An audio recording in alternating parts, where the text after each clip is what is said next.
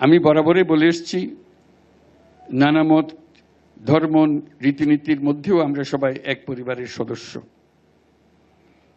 এদেশের হিন্দু, মুসলমান, বৌদ্ধ, খ্রিস্টান, পাহাড় ও সমতলের বিভিন্ন সম্প্রদায় ও জনগোষ্ঠী সব মিলিয়ে এদেশের মানুষের বিচিত্র ভাষা, সংস্কৃতি, ঐতিহ্য।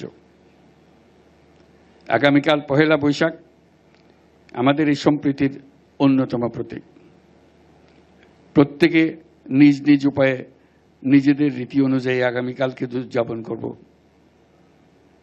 আমরা সবাই সার্বজনীন এই উৎসবে অংশ নেব।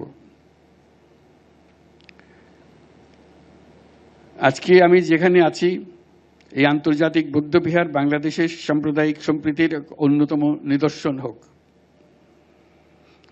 প্রতিষ্ঠার পর থেকে এটি বৌদ্ধ ধর্মাবলম্বী সহ বাংলাদেশের জাতীয় স্বার্থ সংশ্লিষ্ট বিষয়ে গুরুত্বপূর্ণ ভূমিকা পালন করে আসছে। গৌতম বুদ্ধের অহিংসা ও সাম্যের বাণীর প্রতি শ্রদ্ধা রেখে বাংলাদেশের বৌদ্ধ সম্প্রদায়ের ধর্মীয়, সামাজিক ও সাংস্কৃতিক ঐতিহ্য সংরক্ষণ এবং কারিগরি শিক্ষা সহ বিভিন্ন জনকল্যাণকর কর্মসূচি পালন করে আসছে এই বৌদ্ধবিহার।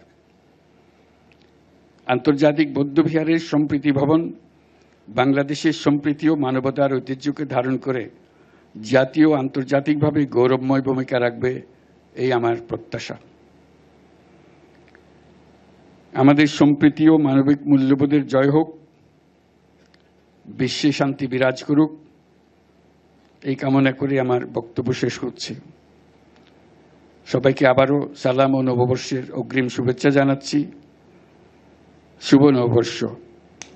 মহান আল্লাহ আমাদের সহায় হন।